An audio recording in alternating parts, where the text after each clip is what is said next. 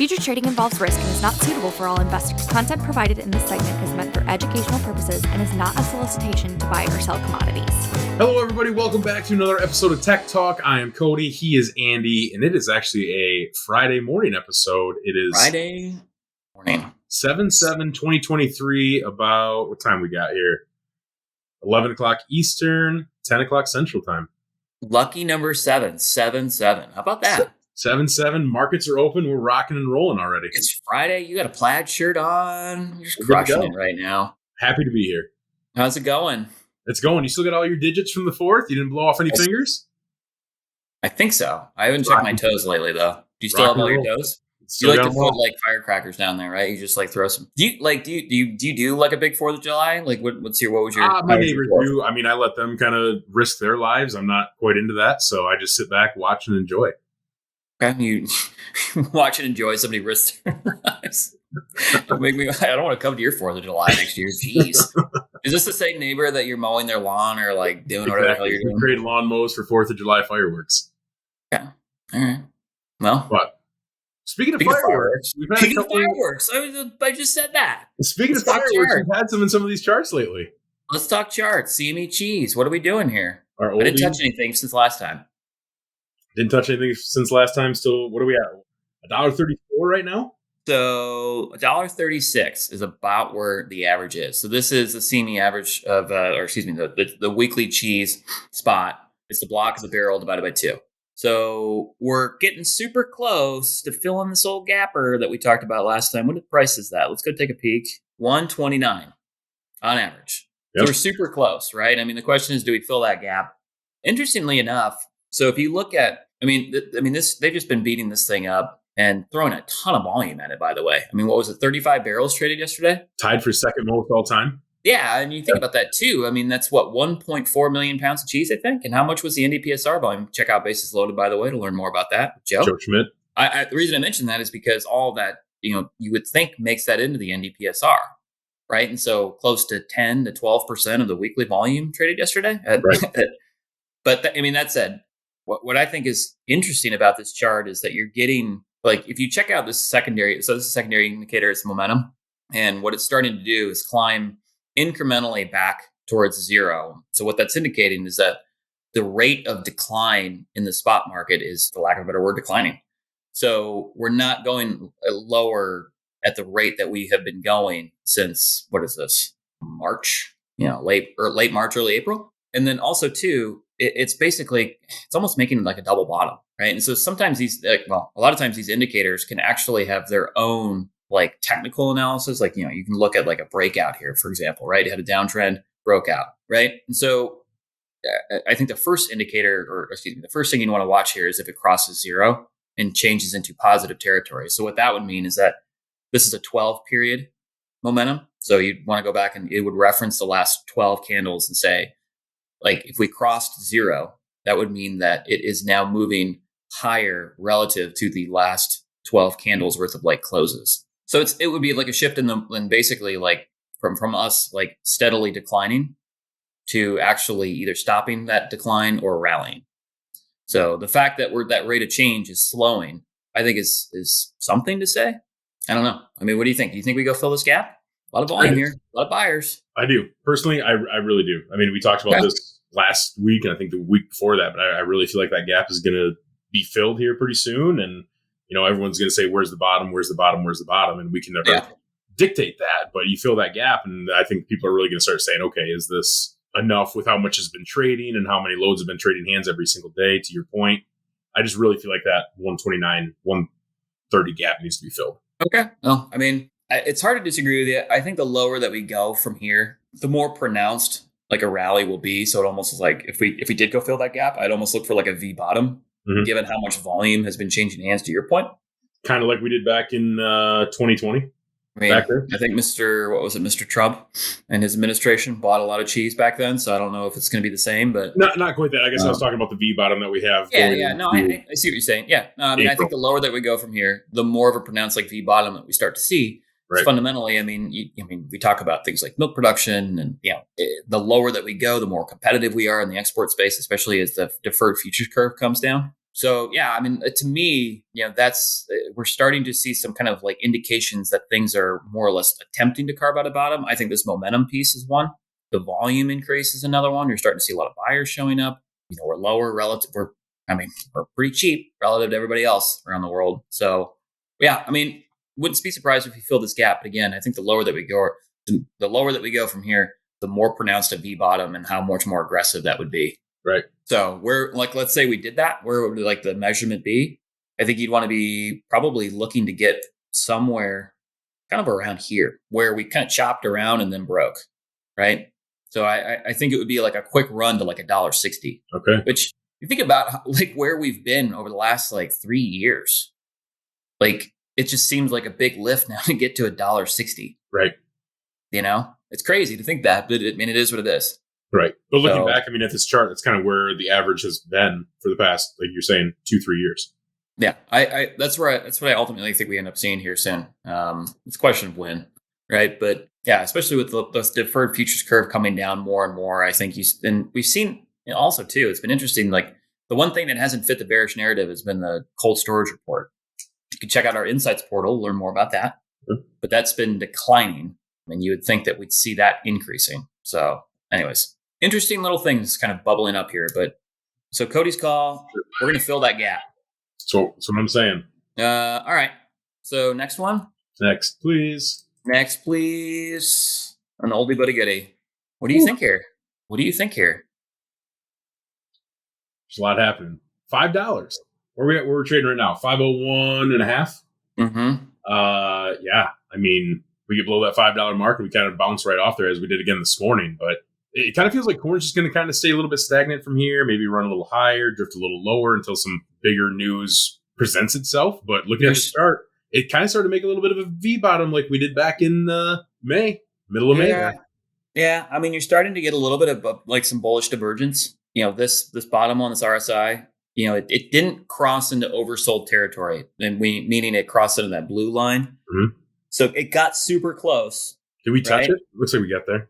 Basically got there, but what you want to see is more like over here, where it crosses. In this case, it crossed into overbought territory and then came back through it. Yep. That right there is a bearish indicator that the market was overbought and is now cooling off, so to speak. But this, it got super close. If this fails to go and cross that line, or at least come back to where it was before and starts to come back up, I think you're 100% on right. I think you'd have to be really careful of the market, basically kind of going back, like reverting to its like mean almost, right?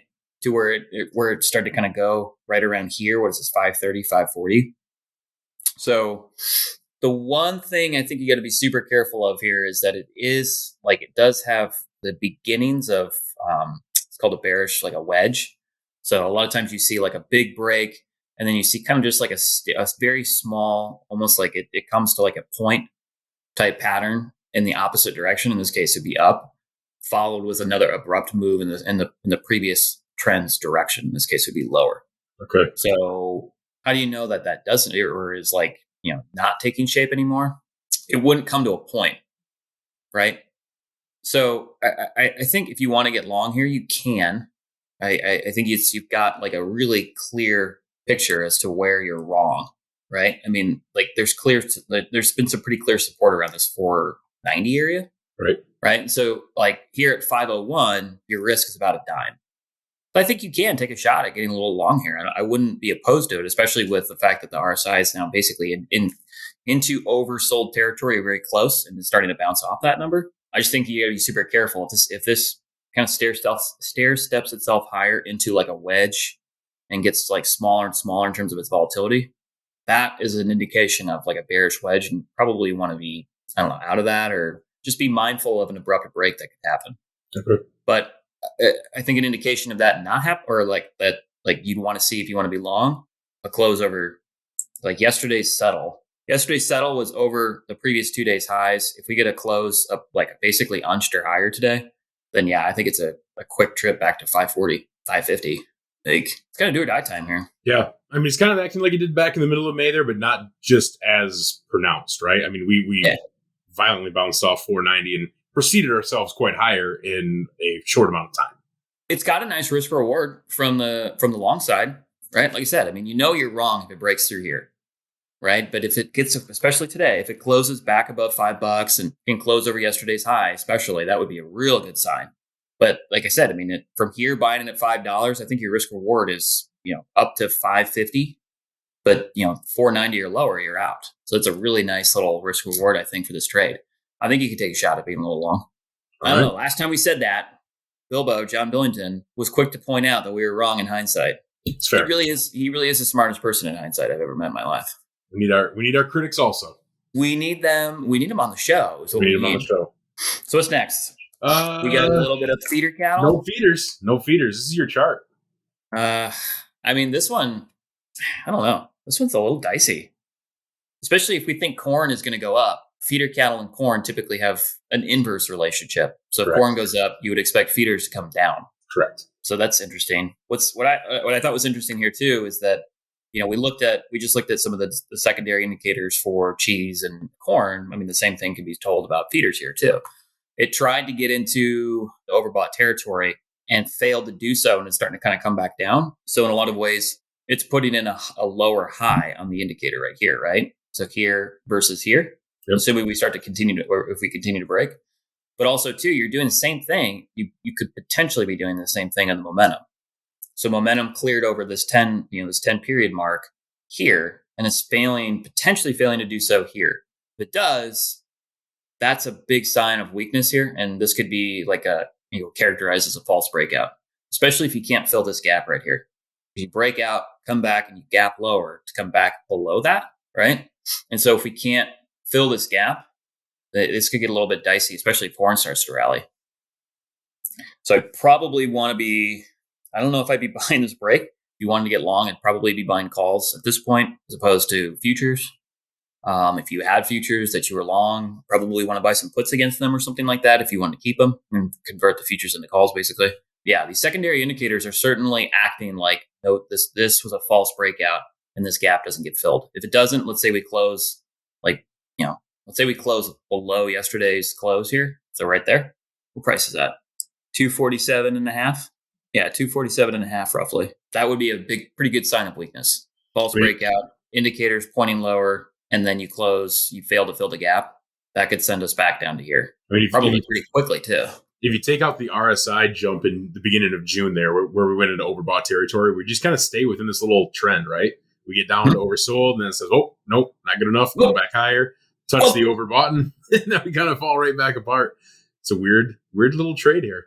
This is a tough one. This kind of concerns me that this is a false breakout here, especially with what these guys are doing down here. And be a little careful. You're not getting confirmation out of this. Right. You want to see confirmation. And a really good example of this, by the way, is right here. So you cross into positive momentum territory right here. Hold on. Right here. And it started to go. Right? So, but here, you had a high, this is a nice little trend right here of the momentum, and then it breaks through the trend and then puts in like a lower or higher low, so to speak, and then it crosses zero. You've got a nice indicator pointing higher, and it really, I think, led to a nice little move here. Yeah, it's failing to get through the previous high, which is a sign of weakness. So, it's gonna get dicey in feeders. I mean, that market's been rocking. If you go for the home dairy, how much? Let's say you take some cows to beef, how much you getting? I think right now it's like $1.10 pound. It's good. I mean, prices are good. These are prices that guys have. I was going to ask, how is that relative to last 5 years or something? A lot higher on the average. Absolutely. Okay. Yeah. We'll see some less milk around, more beef. There you go. Who knows? It's a mystery. Last one, certainly not least. From our good friend Norma down in Texas. From our good friend Norma. Thanks, Norma. Bitcoin. I don't even know what to do here. I don't really know what Bitcoin is. Does anybody?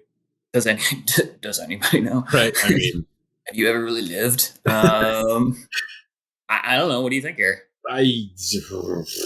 Trying to switch to a monthly here. Well, let's do that. Monthly